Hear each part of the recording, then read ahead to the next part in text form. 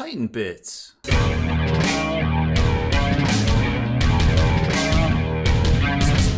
Spiky bits.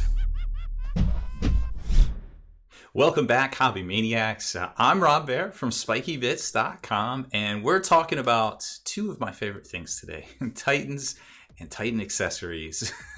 So Battle Bling sent us over a whole bunch of custom 3D printed bits for use with Adeptus Titanicus that I think are pretty dope, and it's a great little store that has a ton of different options and a bunch of useful bits for both customizing and magnetizing your Titans out there, because some of the plastic kits are really well thought out and some could use a little help. But that being said, let's jump over to their site, because I want to show you the site. It's an Etsy store right now, but maybe in the future they will be getting their own domain and their own web store, which is a lot of work, trust me. And you know, they've got everything over there, and they've had a ton of sales, and I've got some stuff here today, as well as some Titans converted up with some of their bits that they license and also sell themselves. So here's their Etsy shop. It's just Battle Bling store. You could probably get to it from just doing a few Google searches or going to Etsy and typing in Battle Bling, whichever. You will eventually end up here, I am sure. There's over 100 products in the store, and from custom nameplates to all sorts of different bits for all the whole range of Adeptus Titanicus Titans that you know, you can upgrade and have them look in a particular way. I like their nameplate bundles. They have some clash packs and things up here too for some of the tournaments in England. I don't think that pertains to anything here in the States. And then lots of other bits down through here, of course. Like I said, they have everything from Warhound bits to Reaver bits, Warmaster as well, the latest and greatest too. I did want to mention that I really like, and I think they sent us a couple of these. So they have both Warhound and Reaver magnet arms, because those actually are not super easy to magnetize. We've done some videos here on the channel on how to magnetize these. So if you're an aspiring princeps and you want to magnetize those so you can switch out some of your guns. And of course, we've seen Forge will come out with some upgrade bits for pretty much everything at this point, even Warhound Titans. Gotta have the Ursa Cause. And this would make it a little bit easier. By a little bit, I mean a whole lot easier than drilling out and putting in magnets. So I love what they got going on here. And if I had to guess, probably one of the biggest sellers is the little connexes they have. I don't know if they I thought they sold them separate, but I haven't seen them on here. Haven't really super browsed too deep into their store quite yet, but I was just messing around with some of the parts and things they sent over for us to take a look at and share with you all as well, because there really is kind of not really a place to reliably get a lot of bits out there. Every time Forgel comes out with something, it's like immediately sold out, and it's kind of WTF is the point at that case. So I think having some alternatives out there, as well as some stuff that you can buy to make your Titans look pretty retro, like the Armorcast days, is kind of really neat to have. And it's a really cool website to just kind of go through and get some ideas for maybe some conversions, or perhaps some counts as bits that you want for gearing up your Titans, because well, hopefully we'll all be able to get out there and battle soon against each other. And of course, you know, it's always fun to run these things at conventions. So comparison-wise to other upgrades, like I was saying, when you start looking at Forge World, who doesn't really offer, and what they do offer is kind of out of stock at this point. They've kind of put a lot of things to bundles already. So here you can kind of see they have the Warlord paired weapons collection for $93, which is just 3 sets of carapace mounted weapons. And then you can see some of the other stuff they've offered in the past. Another carapace mounted, this is for the Reaver, it's $18. And then the Warlord Battle Titan Quake Cannon for $24. So, you know, when you start comparing those to some of the stuff over here, perhaps, you know, like a carapace mounted weapon, which you can't see because of my fat head, carapace mounted Reaver weapon for less than half the price right there.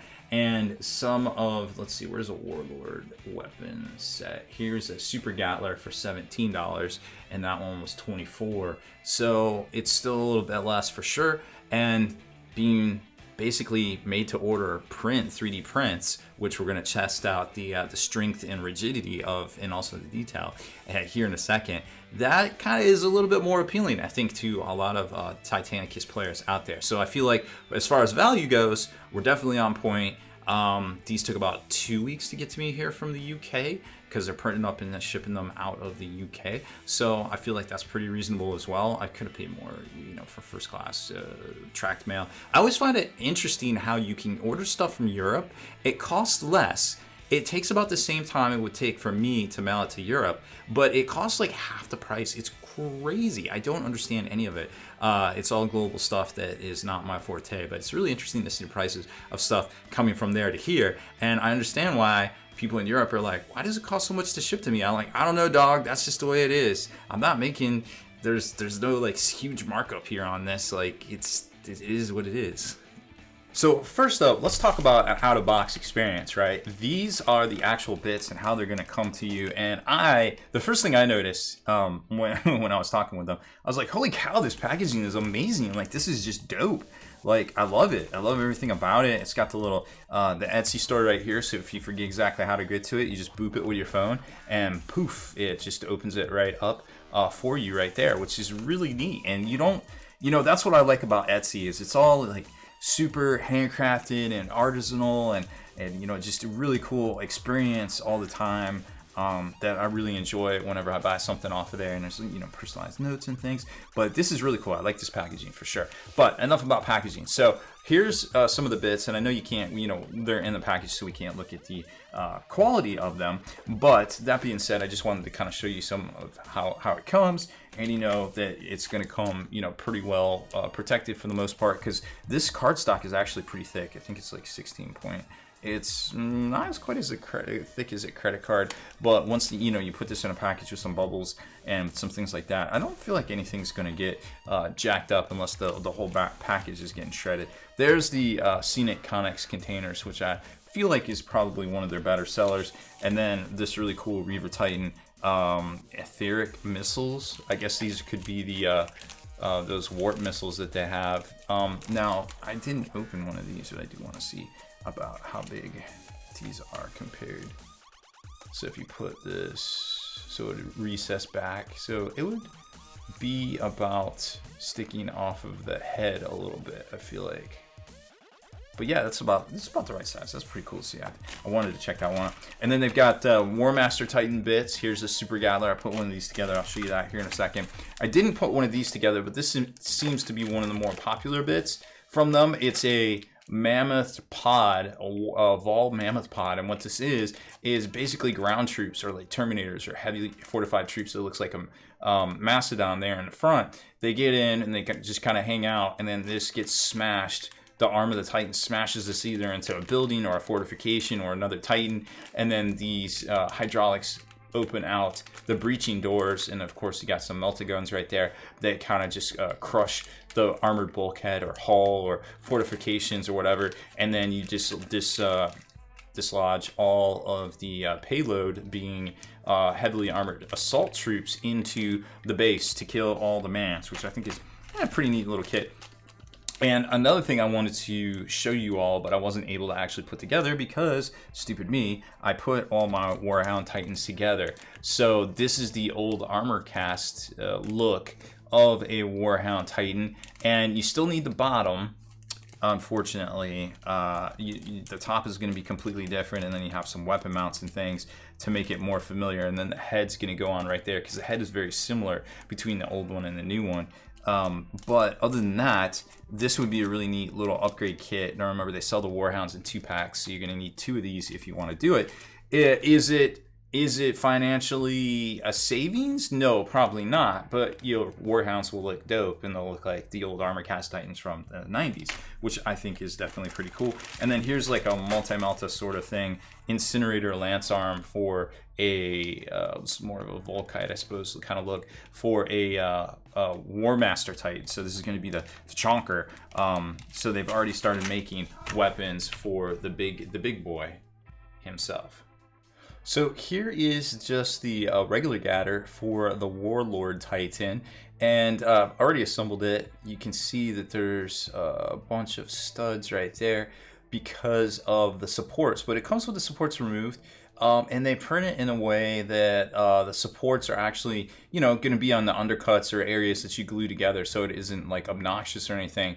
But you may have to, on some of the rear areas, do a little bit of post-processing depending on, your liking of just extra parts and things, and you'll still have to clip off a few supports here and there, but it's nothing big. If you're already working with 3D printing or you're already used to de-spruing things, it really isn't a deal breaker, to be quite honest. I blue tacked these armor plates onto here because I would paint these separate, of course, before I put them on, but before I glued them on, because I was gonna show you these on a Warlord Titan, but unfortunately I don't have any extra, even though they sell them. I didn't get any of the Titan mounts or the arm mounts right here, so they sell some alternatives for that, and unfortunately I don't have them to show you, but I could show you how they would mount.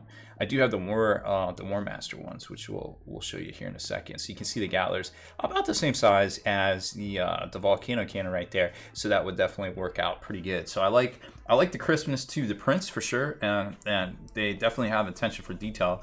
No doubts there. Now, speaking of attention to detail, they have all the sockets and things, so you can magnetize all the bits too to what you might already have existing or what you might have to build up. So these, believe it or not, little Carapace Gattlers, these work great because I was able to just use the same exact magnets that I used over there, and they just go in, and of course they rotate, and these go, but I like how they just kind of slant down at the ground, even though you'd probably be blasting troops, but you're going to want to use these to smash some void shields and hopefully make your opponent roll some stuff and get through to the juicy armor at some points in your volleys and your exchanges. So these were a really neat little bits. And then something else that I thought was cool, and we'll show you on this painted one right here, are these little Connex containers, which I thought you could have them obviously strewn around, and you can put some rubble and things around them, or of course having them step onto a Connex container would be pretty neat, and I think they're definitely affordable for what they are. Let's see, what else did I want to show you? So here's what I was talking about with the Reavers. Okay, so this is a Reaver, and forgive my my skipping chest and leg day here. I've got all this stuff separated out to paint it separately.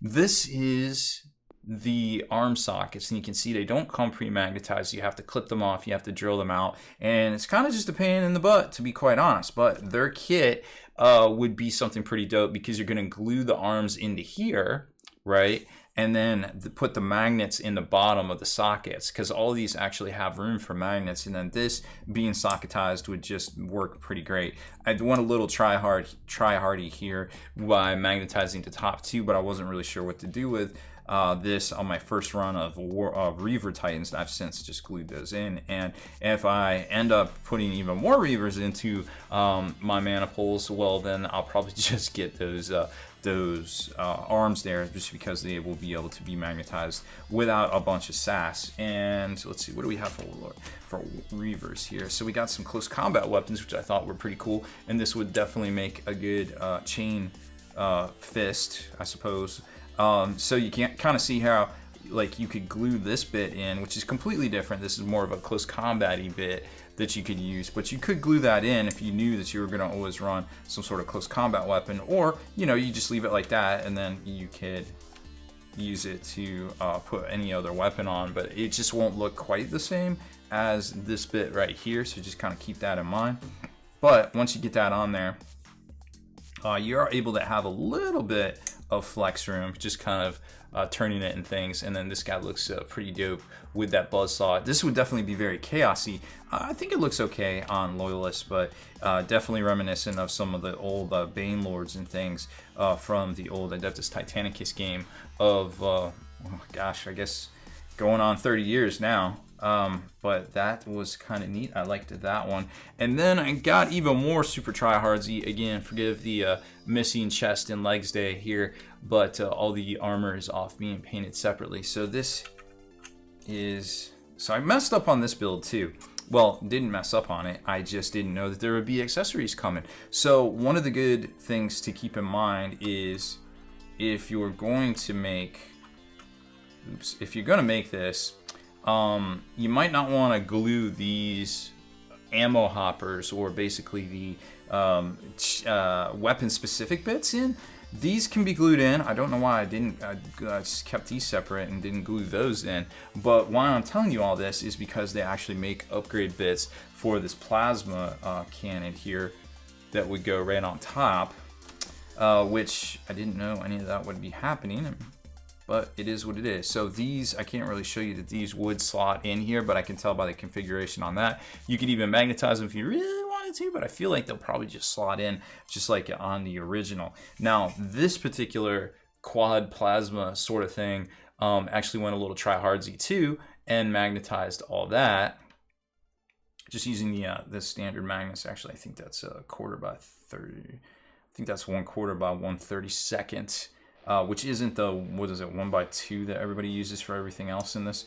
But I think those were a little bit thicker. So I didn't glue down this side support here either, but it still locks in and allows this to kind of tilt up and down. But this just goes right into here, and once, well, if I lock this down, I guess at this point I could just glue this like a knot dummy. Once you get this in here, it fits right into the socket that the quick cannon was in, and everything is good to go. And if I hadn't glued down those weapon hoppers, well, we could have had some cool looking plasma right there, but now we don't. But I do like how this goes all the way down, so again, it can shoot kind of at ground targets or just kind of square up with other stuff directly in front of it as well. So really cool little bits and bobs for even the Warbringer. And last, but certainly not least don't tell him that, is the Warmaster Titan here. Now, this guy is ginormous and, of course, the same price and almost size as an Imperial Knight itself.